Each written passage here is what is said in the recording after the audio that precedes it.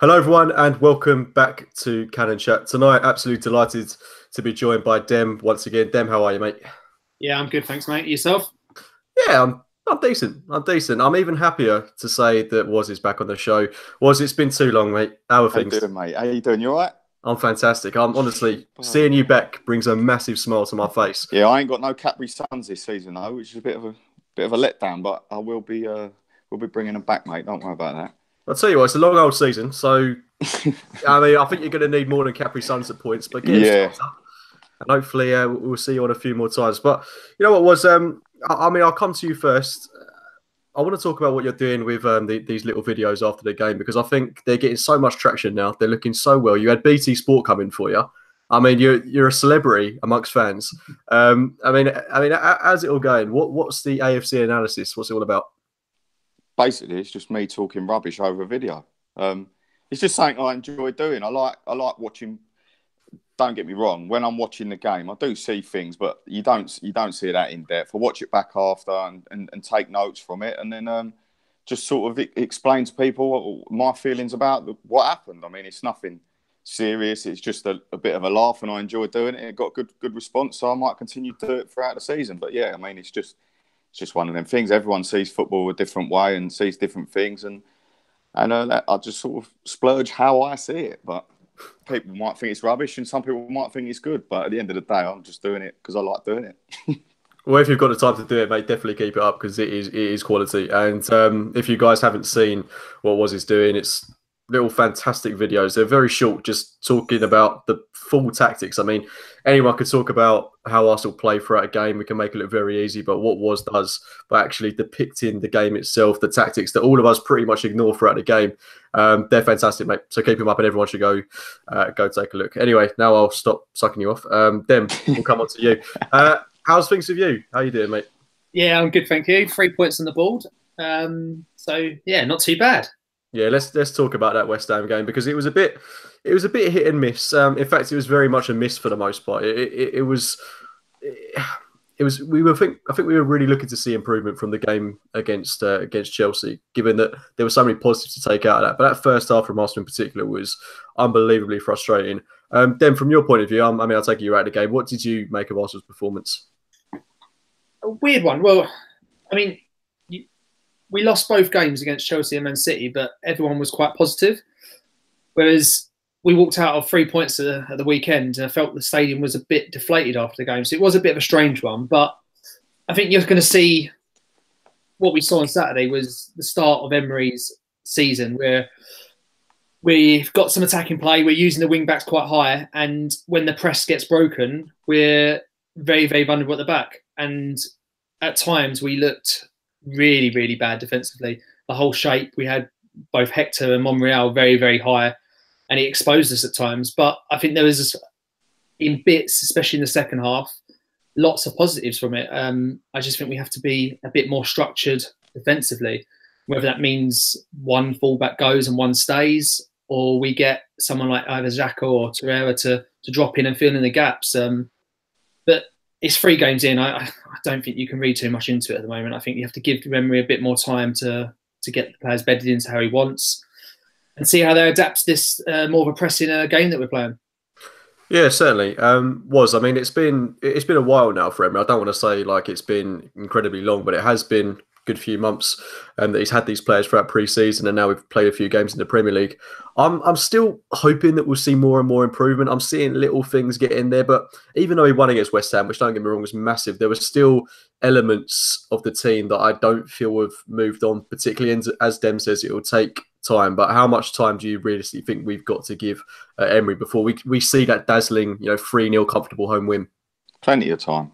I think it's very easy to get caught up in it, especially. I mean, we have to appreciate these players have been coached and managed by the same manager for a long time. We talk about pre-season as well. I mean, it's very easy to forget that Lucas Torreira, Granit Xhaka, these players have barely had a pre-season, and Emery hasn't had them at his disposal for the entire I mean, what did they play? 45 minutes of football each in the build-up to the season. So we're seeing him implement patterns of play and his ideals and designs, but I genuinely don't think he's got the personnel with our current squad. I don't think he's played the personnel he wants to play yet. I mean, Ozil's been away with injury or illness or whatever's going on, and there's a scenario there where he hasn't quite got his first 11 out on that pitch yet, and I do think Demi hit the nail on the head with regards to the fullbacks and etc. etc. But I can see more of a tactical ploy there where he's splitting the centre backs and Xhaka is dropping in, and on quite a few occasions at the weekend he did drop in and defend, but I genuinely do think that role is going to be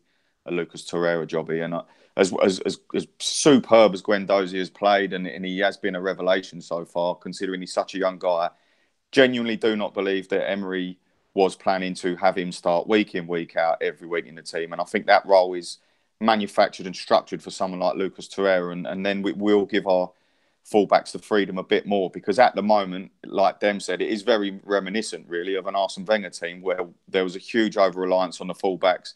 We're getting caught out and teams were taking advantage of it. And we stopped it more than we would have previously, but it was still happening. And I think that's why people were frustrated. But Emery needs time, and as I say again, from the glimpses we've seen of Torreira, and we can already see what type of player he is. I mean, when he come on in the game against City, he just intercepted within seconds, tracked his runner in a fullback, and that's what we're going to see more of from him. But he's a unique player, and we haven't really had a player like him. Coquelin was a very, very average version of someone like Torreira, so it's going to be exciting when he gets fit and he gets in the side, and it could release the freedom for what Emery wants to do further down the line. But I also think he's going to obviously need a few transfer windows to get more and more of his own personnel in if he doesn't fancy some of this squad. Yeah, definitely. I mean, it's very. I mean, as football fans, especially with social media and things nowadays, we are so impatient and we want to see progression almost instantly. But let's be realistic. Klopp took time. Guardiola took time. Emery, it will take a couple of seasons, I think, to be brutally honest. Dem, coming back to you, was mentioned the defence there. We know how much of a mess it is, but Saturday was particularly worrying for me because, okay, we're going to give chances away to teams like Man City and Chelsea, but to give about 4 first-half clear-cut chances away to West Ham, they should have been about 4-0 up at a point in the game, which was really concerning. Socrates and Mustafi is still... I'm not convinced at all by it. What would you do if you were the manager to rectify the defence? I think it comes back to what we discussed last week. It's very stylistic. All 4 of our defenders are on the front foot. I don't think you can play, or you shouldn't be playing with all 4 that want to nick the ball, want to get ahead of their player. We realistically need someone that wants to marshal that defence and drop off and read the game a bit more. And whether that's Socrates or whether that's Mustafi, I think one of them has to come out of the team. But the problem is, who do we put in instead of them? It's not like we've got a pair or even a Koscielny that can do that. Defensively, we are lacking, and Holding's probably the closest player we've got to that, I guess. But realistically, are you going to trust him to get us into the top 4 this year? I think, unfortunately, we're kind of in a position where we've got to trust the both of them and see if they're intelligent enough to work it out, or if Emery can tactically coach them to work it out. I don't think we've really got the personnel to do much else. I think we missed that boat in the transfer window. Was for you. I know you weren't a huge advocate of Socrates coming in, but I don't think he's had the worst start to his Arsenal career. But I think, like myself, you're in the camp that he's so alike to Mustafi. They just don't complement each other at all. They don't work as a partnership. It's very Koscielny, Vermaelen-esque for me. What have you made of his addition to the squad? And I mean, how do you think he's coping in an Arsenal shirt so far?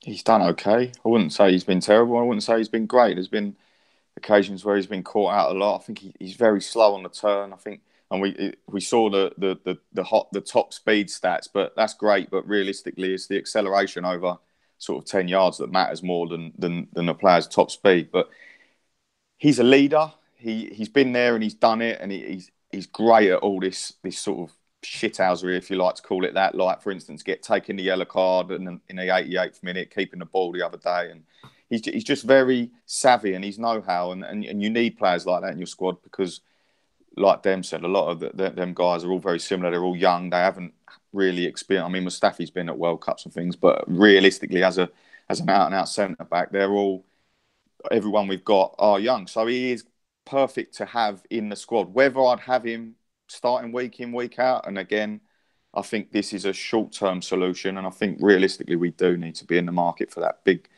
commanding sort of left centre back to play alongside one of the others, like Demi touched on. But at the end of the day, we're dealing with what we've got here and now, and we have to make the best of it. And fingers crossed over time, because this is a new back four. We're missing. I don't think Monreal would have been starting the season. I do think he was going to aim to play Kolasinac, and again, once the structure ahead of them is sorted out and it's more balanced and Torreira's in there, we might be then seeing them perform differently. So I think, again, it's work in progress and we have to accept that. But the line at times was terrible and there doesn't seem to be anyone commanding it and pushing them up and pulling them back.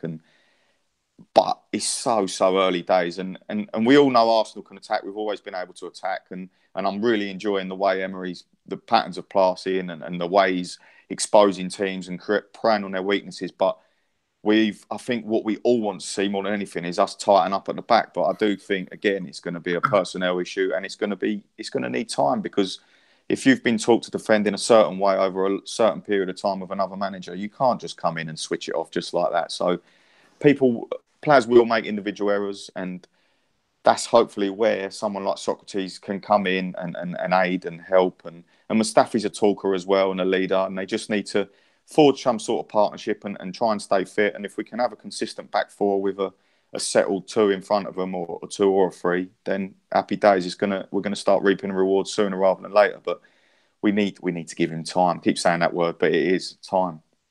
Just briefly sticking with you, was someone that's not really been spoken about at all this season, who hasn't had a look in, is Rob Holding. And I think, it's perfectly fine that he's on the bench and we've got two senior players starting ahead of him, which I don't think many would quibble with. And I think Socrates and Mustafi, for many, was the expected partnership. But I think people are very quick to forget just how good Holding was in 2017 towards the back end of that season. He did fall off a bit last campaign, which was a shame to see, but he's still a player with massive attributes, huge potential, very young and very raw. Do you think at some point there's potential for him to break through and potentially form a partnership with someone like Mustafi? See, this is the issue again. It's so difficult because I think he's naturally a right-sided player, and I do like Rob Holding. But again, when you look at Chambers, when he first joined the club, he was sensational in his first few months, and he really looked the part. And I remember playing a huge Champions League qualifier away, and he was just so solid. He looked like he was going to be there for years to come, and he's still a good player, Chambers. But again, it is a reliance when we've only got, realistically, it's Holding and Mavropanos, and that's it. So if we do get an injury, one of these two young lads is really going to be forced in there, and the best way to support them is by the structure of the entire team. So I'm praying we don't get an injury, and don't forget, we've got a lot of games coming up. We're going to have a hell of a lot of games, League Cup, Europa League. So hopefully Holding and Mavropanos can get some good time in them games and can be there ready to be called upon if needed. Cool, and let's not forget Carl Jenkinson as well. Dem, I'll move on to you. One player that it's been spoken about a lot that hasn't really got as much football that I think a lot of us would have liked is Lucas Torreira. Obviously, was mentioned earlier about Guendouzi coming off, and I'm completely in the camp that had Guendouzi not played as well as he currently has done, Torreira would be starting week in, week out. How important is Torreira going to be, not just to how we shape up defensively, but in terms of building a balance within this side, which I think is seriously lacking at the minute? How integral do you think he's going to be to Arsenal in the coming weeks? I think he'd be really important. I think we're putting a lot of pressure on him being the saviour of Arsenal Football Club. But he is the exact player that we've been looking for probably since Gilberto. Having someone that wants to actually marshal that back line and wants to snuff out danger. You see it at the weekend, as was pointed out earlier. As soon as he come on, there was a couple of times where we'd lose the ball on the right-hand side and Bellerin and Mickey was in front of the ball and he was there to intercept, and we've missed that. I know Xhaka, he's more of a deep line playmaker than someone that's going to be constantly sniffing out the danger. So I don't want to put too much pressure on him because that's his first season in the Premiership. He's only 22. I hadn't really heard of him until the back end of last year, but he is the exact sort of player that we've been crying out for. And if he can come in and fill the potential that we've seen so far, I think he could have a big impact in the structure of this team and being able to protect the back line a bit and hopefully make sure that we're not as exposed as we have been previously and as we were in the first half on Saturday. Yeah, for sure. Was Dem mentions a player there that I know you're a huge fan of, Granit Xhaka. Real mixed opinions on him, not just this season, but throughout his entire Arsenal career. A bit like Marmite, you either love him or you hate him. Yeah. probably quite a misunderstood player. People look for the negatives rather than the positives with someone like Granit Xhaka, and he is very important to the progressive style of football that Emery wants to implement at Arsenal. And let's not sugarcoat it. He does make the odd mistake, which can be very costly at times. For you, was how vital is someone like Torreira to the style of football we play? Because a lot of people are under the impression that if we were to just get rid of Granit Xhaka and say continue to play Guendouzi in that role, it wouldn't really impact the team that much. I disagree with that personally, but I think Xhaka's importance in, you just have to look. If you look at our goals and you look at the build-up and when we retain the possession, how involved he is in everything.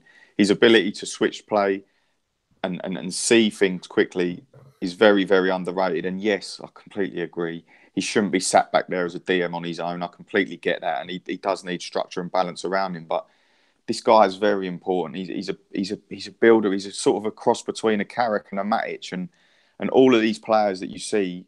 Someone like Matic, you look at how good he looked with a Kante alongside him, and that's what Torreira can do for this Arsenal side. He really, really can elevate us to those levels where the midfield, like you keep touching on, it's the structure. It's more than any individual. It's the structure and the way that you implement the game plan, because you could put any player in there, but if they don't fit the suit of the structure, then it's no good. And Xhaka is very important for us, and he will continue to be important for us. And the fact that Unai Emery named him as one of these 5 captains says a hell of a lot for me about the guy.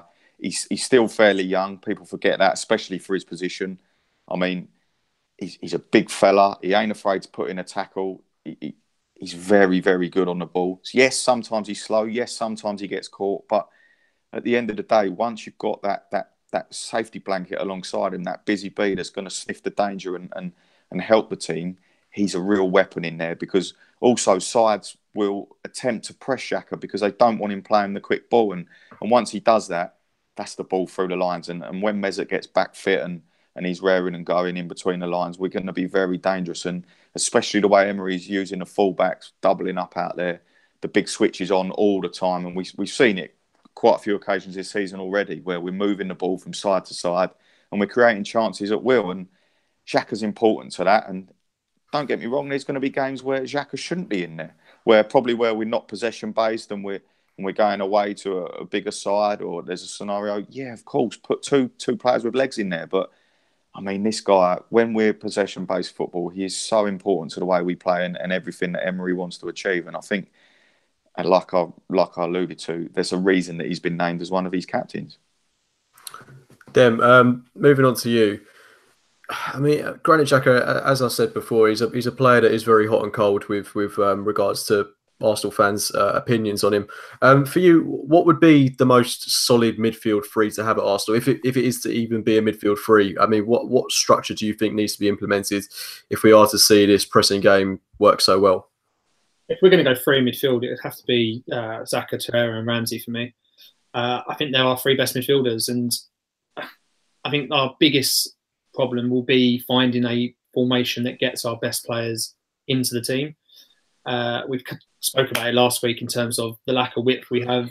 If you do play with a couple of wingers, how do you get, say, Ramsey and Ozil and Mkhitaryan and all these players into the same team? But I mean, it looks like from Emery's style at PSG and how he started here, he's going to play with 2 more reserved 2 centre midfielders and then a more attacking player just in front of him. So whether that will be Xhaka and Torreira and then Ramsey or Ozil, I don't know. But I think having that core platform of Xhaka and Torreira is going to be really key. And then if we're playing 3 in the middle, it's got to be Ramsey for me.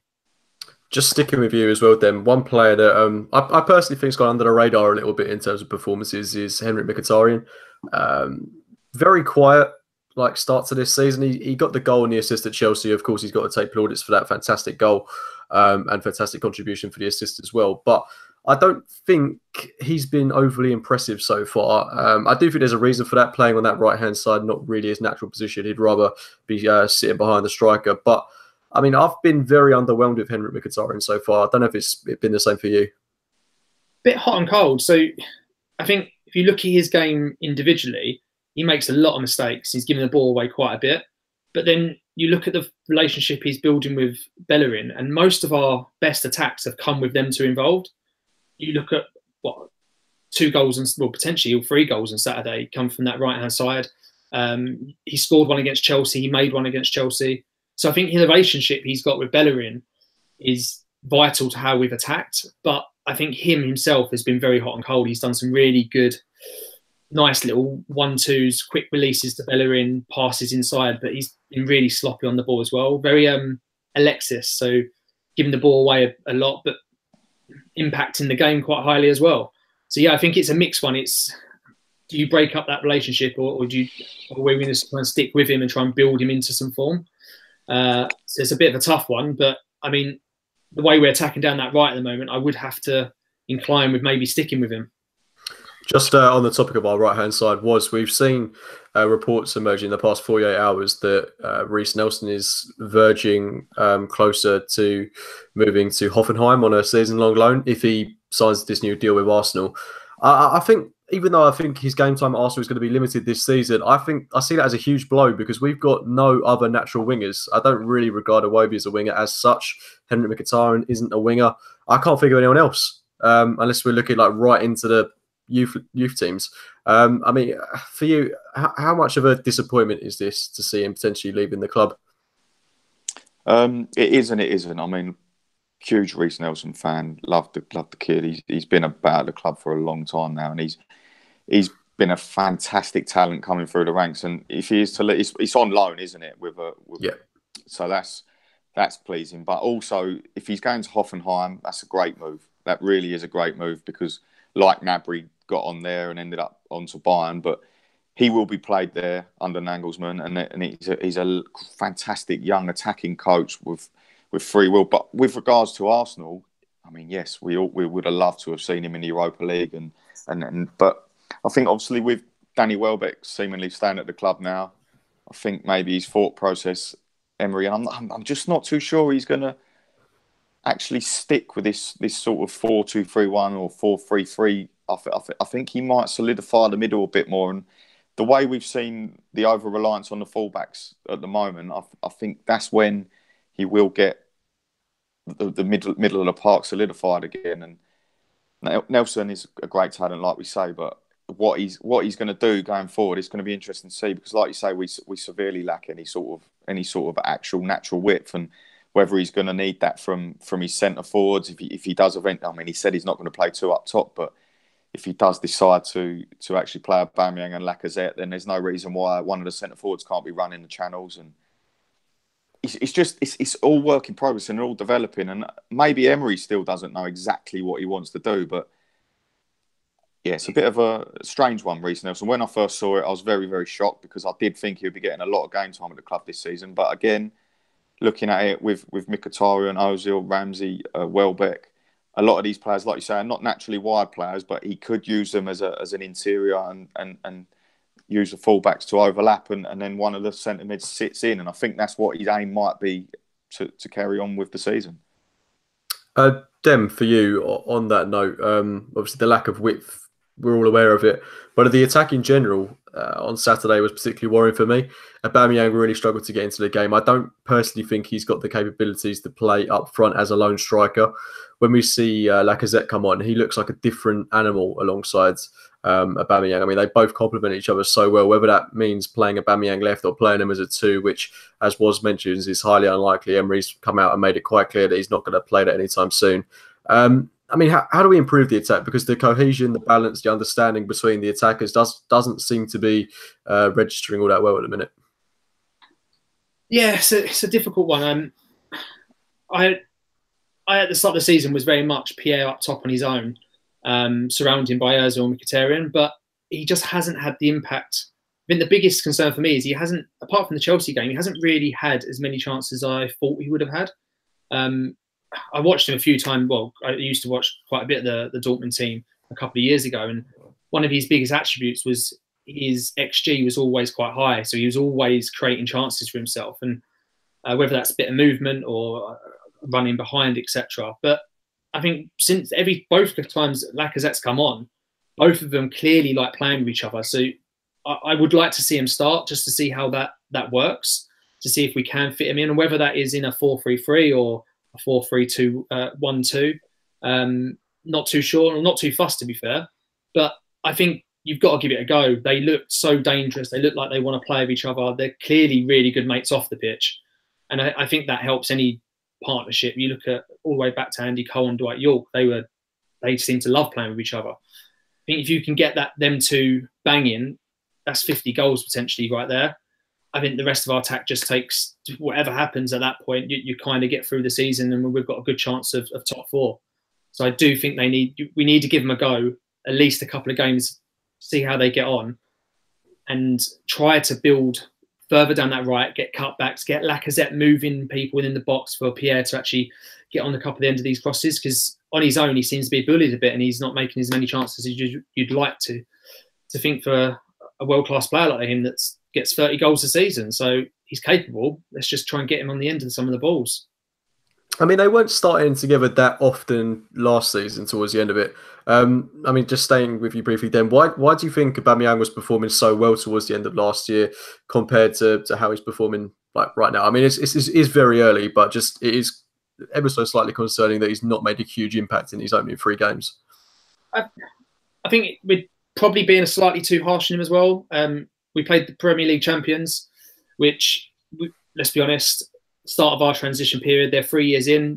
We were always never going to be the dominant team in that. And then we played Chelsea away. And actually, if you look at Chelsea away, he had 2 very good chances, which you'd back him more times out of 10 to score than to miss. So I think if you take those 2 games in isolation, actually, Man City, fair enough, put that to one side. He didn't get a lot, but they are the best team in the league, maybe Europe. Chelsea should have scored, but at least he was creating chances. So yes, he needs to do better and we need to get him involved more, but I think it's not, I think we're too early to be panicking. I think he will score. I like the relationship between him and Lacazette, so I would like to see it given a go. But if we don't, I've got no concerns with playing him just up top. I think he will score goals. I think it's too early to panic. So given, what's coming on to you, given how reliant we are on our fullbacks for width, why do you think Emery is so reluctant to play Aubameyang and Lacazette together? I'm not sure he's. I don't really know, to be honest with you, mate. He's just touching on Aubameyang quickly. We have to remember for the last. Well, Harry Kane had never scored a goal in August. Do you know what I mean? And he's going on scoring 30 goals every season. It's just a bit of confidence with him. He's getting in the areas. For the first goal, the Monreal one, it was Aubameyang who was flying in, very nearly got the touch on it. The own goal, he was right in the vicinity. It's just he's going to get that bit of luck, get that goal in, and I think it's a bit of confidence because you all know with centre forwards, once you get that one goal, you're going to be flying. And I definitely, like Demi said, I'll persist with him. I've got no worries about Aubameyang at all. But yeah, I don't think Emery's reluctant to play them both, and I think he will. I just think it's very, very difficult to pick a side for, as Dem said, the City at home, then Chelsea away, and then really the West Ham game. After the 2 defeats, it became. It weren't really a game you could take a risk in. It was just more about getting the points, and he done that. To be fair, and we didn't perform very well, and yeah, but he made early changes and we got back in it. But yeah, I do think he will see Lacazette and Aubameyang, and possibly this weekend away at Cardiff. It'll be interesting to see what he does and whether Mesut's back in and fit. But he's got options, and again, we're coming. It's very, very, very, very early. What are we 3 competitive games into his reign, and we have to be at least looking until January before we can really analyse what he's actually attempting to do with regards to personnel and the exact way we're going to play. And hopefully, I'm hoping, and I think we've all been hoping for a long time, that we see him implement many different formations and ways of playing against different opposition. So what we're seeing at the moment might be completely different in October, and fingers crossed it is. So we're very quick to get tied down to, because we've seen Arsenal pretty much play 4-2-3-1 under Wenger for a long, long time, and then he stumbled across the sort of 3-4-2-1, and then we had the odd little bit of Ozil and Sanchez playing together up top. But realistically, for a long, long time, we watched the same way of football, and we have to appreciate that it doesn't always have to be the same. So whatever he's doing in the West Ham game, he might be completely different at Cardiff. So I don't think we can dismiss any sort of thought processes this early in. That's why it's very difficult to sort of analyse what he's doing, because I don't think any of us know really, and I don't think maybe he knows fully yet exactly what he wants to do. Just quickly, based off of these three games, I don't want to draw too many opinions and conclusions so this early on in the season, but do you think that we've got the players that are capable of playing in Emery's system? Yes, 100%. I think there's a lot of myths that go around about players like Ozil. He can't do this, can't do that. When you look at what he does, the amount of times he wins the ball in the final third, when you look at how high energy and Ramsey and Torreira would be, they're unstoppable, and they've also got quality. Torreira can pass. We've seen what Ramsey can do and what a threat he can be. Players like Bellerin, he's going to be so vital to us. And yes, defensively, he's been a little bit out of position, caught out of position, things like that. But that will come with time, and there'll be protection there. And if Emery persists with relying on him like that, we will get the protection in. So again, it's just so early, mate, and it's really I find it really difficult to either criticise or praise any sort of individuals too much because it's so early. But I do think that there will be additions. There does need to be additions, but of course these players can adapt to a style. But also we've got to appreciate that they have to be given time to adapt. Then moving on to you. Let's talk about Mesut Ozil very, very briefly, because we all know what's come out about him having a potential bust up with Unai Emery, which I don't want to read too much into particularly. But it's odd that he's missed another game through illness. It's happened quite a lot in recent years. What have you made of the recent reports that have come out regarding Ozil and Emery? And I mean, are we getting a bit too carried away in what could just be a cold? Well, I think we're fans, so of course we're going to get carried away. But I kind of hope it's true. And what I mean by that is I'd actually quite like the idea of Emery standing up to not particularly Ozil, but anyone in the team by saying, no, look, I'm the manager. This is how we're going to run it. And if Ozil has taken offence to either being dropped or particular tactics, Emery showing right from the start that it's his way or the highway.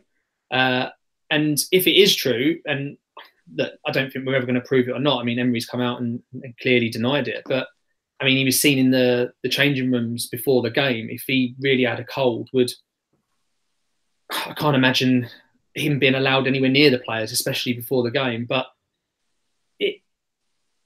he went back in there. If he was dropped, he was in there. He was showing that he's part of the team and he wants to be. He's either made a mistake or he wants to be part of that. I think whatever's happened, whether it's a cold or he was dropped, I don't think this will be a big deal. I think Ozil will get over this and he'll prove a lot of people wrong that he is very much capable of fitting into this team. If it was true, I'm glad that Emery took the stance of dropping him totally from the team and showing him who's boss, because I think if this team is to get behind him, he needs to show strength and he needs to show that it's his way and we're going to be adapting to how he wants to play. He seemed to be back in training today from the reports I see. So let's see if he's back in the team at the weekend and let's see how he performs to see, I guess, if it's worked at all. What do you think has happened with Mesut Ozil? I think it's amusing, to be honest with you. I think if you're a journalist, this is how you make your money, just by sensationalist stuff that people will clamp on as fans. But let's be brutally honest. Unai Emery, we're talking about him coming into the club, giving all this incredible interview with all this extensive video analysis and discussion of the way his players want to play. Comes into the club, gets appointed, turns around and says, Mesut Ozil's one of my captains. And then all of a sudden, he's not going to fit his system. It's absolute nonsense. Geezer was clearly struggling with a back injury last season. Yes, he was missing games. He was probably only training on certain occasions in the World Cup year. And it might be an ongoing thing. People can get ill. I mean, if you've got a cold, it doesn't mean you've got malaria and you're going to be quarantined. Like, at the end of the day, you might have just been not fit enough to run around and play football at the highest level for 90 minutes. I mean, and if you're a journalist, what's going to sell stories? Of course it is. Mesut Ozil went bust up with new manager Emery. Of course. I just think it's laughable, really. And Mesut Ozil's the kind of guy, he's had all this stick with all this international retirement and the people perceive the way he strolls around the pitch and all that. I mean, he is the easiest target you could ever have, especially in the Premier League. But the facts don't lie. His history in the past 5 years in the league don't lie. and he's going to be a fantastic player for us this season, and he will continue to be a fantastic player for us for the next few seasons. And Emery is going to love working with him, and I just think it's utter nonsense. Just how big is this season for Mesut Ozil? Because in a few weeks' time he's going to be turning 30, so he's not at the right age maybe to excel. Obviously, these are his prime years.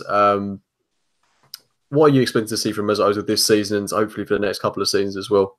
What I've seen for the last 5 seasons, really. He is a chief creator. He's absolutely incredible at picking up the spaces between the lines. The team does not flow without him, whatever anyone says. It was clear to see against West Ham. We struggled to get any consistency and continuity in the final third. The guy is a player that you don't have. There's a difference between pressing in the final third and then expecting your number 10 to be chasing back in his own box. I mean, it's ludicrous, some of the things you read and hear. But this guy is what he is. He is he's a world-class footballer. He's elite at what he does. He is one of the best, if not the best, in the world at finding space, getting the ball, moving the ball simple, creating chances, creating goals. And he is going to thrive in his team. Once we've got that protection, once we've got the structure again, and once he gets fit again, because we don't know how much he's being affected by this injury, the back injury, and we don't know what's happening with regards to this little illness and that. But yeah, I mean, it's every season's a big season for a player like Mesut Ozil because he is elite. And people will judge him more than they judge any other player in the team because he's that good, and that speaks volumes. And unfortunately, he has come in for a lot of, I think, unfair criticism. Yes, at times his style's languid, but you have to understand what he does bring to the team, and he's a fantastic player. And I'm really looking forward to seeing him in that side when he's full flowing again with Aubameyang and Lacazette around him, and we've got the width and we've got the support behind him. He could just be. I mean, he's already, since he's come into the Premier League, created the most chances in the entire league, created the most chances in the entire Premier League season ever, second most assists in the Premier League season, quickest player in the history of the Premier League to 50 assists. I mean, the record speaks for itself. So he is going to get better with age, I think. I think he's going to be fine till he's 32, 33. And we saw signs of it last season of him dropping deeper into a number 8 role. And that could work well with that sort of 3-man midfield with Ramsey switching past him, and that's something that we got to be excited for in the long run. But he's a great player, and I can understand people's frustrations with him. But I just think he's going to be pivotal for us this season. Yeah, 100%. I think we can all agree in saying that it's vital we get behind a player like Mesut Ozil, given everything that's gone on with him, and given how important he is to this Arsenal team. And he's been at Arsenal over 5 years now. He is a real staple. Whether you like him or not, he's a huge part of this football club. And yeah, I mean, I'm sure I speak on behalf of quite a lot of Arsenal fans when I say we wish him all the best this season, and hopefully this blip will only be a blip and will be forgotten about after he's had a fantastic performance away from home at Cardiff at the weekend. Dem, coming on to you, it is Cardiff away this weekend. It's not an easy game, despite what people are saying. They haven't scored a Premier League goal, so it's going to be grimly predictable that they score a few against us. But it is going to be tough. We're coming up against a Neil Warnock side, a newly promoted team that have got nothing to lose at home to Arsenal. They're going to be right up for this game. What can we do to ensure that we get the 3 points?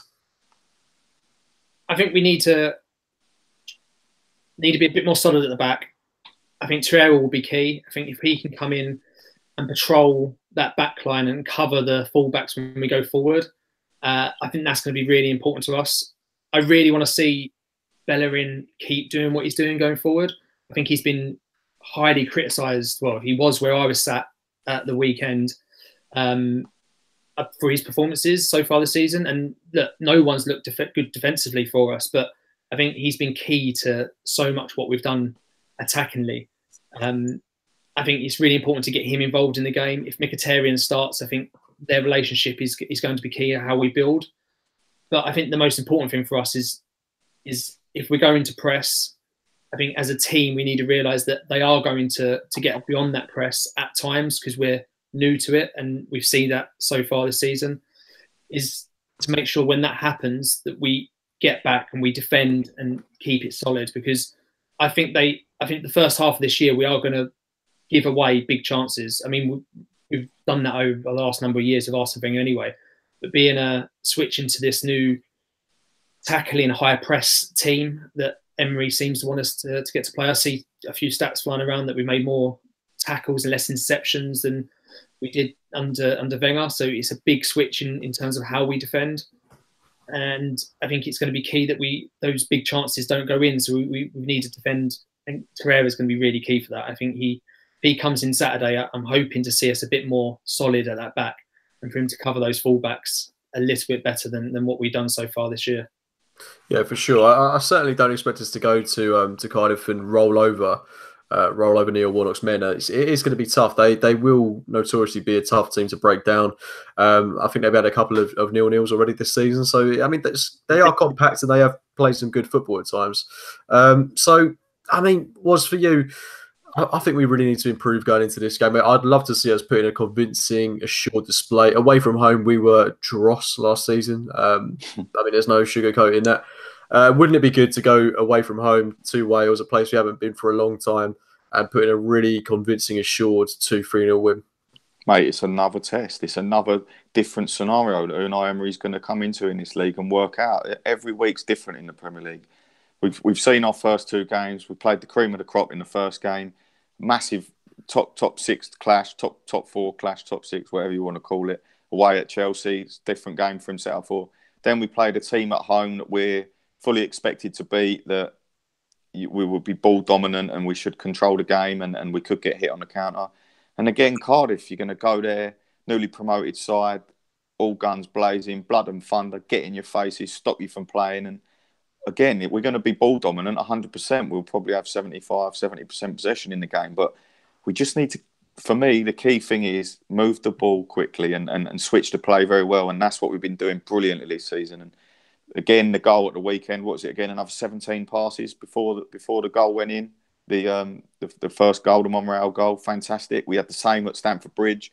Just built the play fantastically, kept the ball, split the centre-backs, moved it wide, Xhaka dropping in the hole, then we play out. And once we found a way out, we then push up as a team, use the fullbacks wide, get in behind, and then we're going to cross the ball and we're going to score goals, because that's the best way to beat these sides. And far too often in the past, despite using our fullbacks for width, we never got high enough. And it's really, really pleasing to see the way we're scoring goals at the moment, getting to that byline, getting in that final third, Mkhitaryan and Bellerin, like Dem said, that good partnership where they get in that inside space and just the ball goes in. And that's how you break down these sides. You move the ball across the pitch, getting them sideways. They're going to be deep. You're not going to play the ball straight through the centre of them unless they make a mistake. So the more you move the ball across, the more you get them switched on and thinking, and the more chance they're going to make mistakes. So I think the vital thing for us is, like Dem said, yes, be aware, but we're going to be ball dominant. They're going to be in our faces. But if Arsenal move the ball like we have been at times this season, and how we know the players can, then they won't be able to get in our faces, and they will be the ones creating the errors. And it could become, if we get the first goal, it really could become a comfortable win for us. But it's just about being precise, about being intelligent, and about starting well. And we'll know after 5-10 minutes how we're going to perform in the game, because we'll get our foot in and we'll start moving it. And if we're dominating then, and Xhaka's there in the middle of the park and he's spraying the ball left, spraying the ball right, we're moving it nice, the centre-backs are split, like I said, then it should be, we should get the points. But as I say, good luck, Unai. It's another test for him, another different style of play, another different game, and that's the Premier League, and that's why we love it. But yeah, like you said, we didn't turn up at all last season. Terrible on the road, so it's a big sort of hoodoo to get off our back early on to get an away 3 points. Yeah, it's quite a nice away game for us, to be honest, given how things went last season. Cardiff away, I don't think we could have asked for a more, I don't want to say cushy, but comfortable away game for us, a game that we are, again, fully expected to win. And it's, again, another fixture in this run of games we've got where we need to pick up 3 points. So starting off with 2 wins in this little run would be fantastic for confidence, and hopefully we can take it that little bit further. Dem, on a final note for you, what changes would you like to see going into this game? Torreira's got to come in for Guendouzi for me. And I'd actually like to see Lacazette come in for Iwobi. I don't think Iwobi's done anything particularly wrong. I just think the impact that Lacazette's had has been huge when he comes off the bench. And then if Ozil's fit, he has to kind of start, doesn't he? So I think Guendouzi and Torreira swap. I'd bring Lacazette in. And if Ozil's fit, I'd maybe even start him over Mkhitaryan. Cool. And score prediction for the game? I'm gonna go 3-1 again. I got it right last week. Well done, mate. We'll get a prize pot. Get a prize in, yeah. What's for you? What are you saying? Score wise, I think 2-0 Arsenal. I think we'll make it comfortably. With regards to the team, I have absolutely no idea because I think he will probably stick with the 4-2-3-1/4-3-3, whatever he's implementing there. But Mkhitaryan with Mesut coming back in the number 10 role, do you drop Ramsey, Xhaka Torreira? I mean, I personally would like to see in the long run and in most games with this current team, the three of Xhaka Torreira, Ramsey, Ozil at 10, and then the front two of Laka and Aubameyang, and who one of them can run the channels. And also in other games, Mkhitaryan will start, or Iwobi will start ahead of one of the two strikers, and we'll have sort of a 4-3-2-1. But especially then with the reliance on the fullbacks, you've got that solid base in the middle of the park to sort of build from, and because we haven't got natural wingers, let's be honest. But also Danny Welbs, give him his credit. Come on, he looked lively, got his goal. So it's good to have a squad of not just good players, of quality players. You're looking at leaving someone like Ramsey out, Mkhitaryan out, Ozil out. These are very, very good footballers. So yeah, I mean, I just hope we're precise, we're intelligent with the ball, and I think we'll comfortably win. Perfect. And myself, I'm going to be optimistic with Woz, and I'll say 2-0. It'd be great to see us keep a clean sheet and win this game comfortably. It'd be good to see Aaron Ramsey get a goal as well away from home at Cardiff.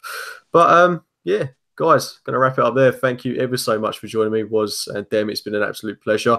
And Dem, say it every week, you've been absolutely fantastic. But Woz, great to have you back on the show as well, mate. Really. Cheers for having me, mate. Enjoyed it. No worries. I'll leave both of your social links in the description below. Make sure you're following these guys. Fantastic opinions and regular tweets about Arsenal, so make sure you give them a follow. But from myself and from the lads, thanks for tuning in, and we'll be speaking to you soon. See you later, guys. All the best. Cheers.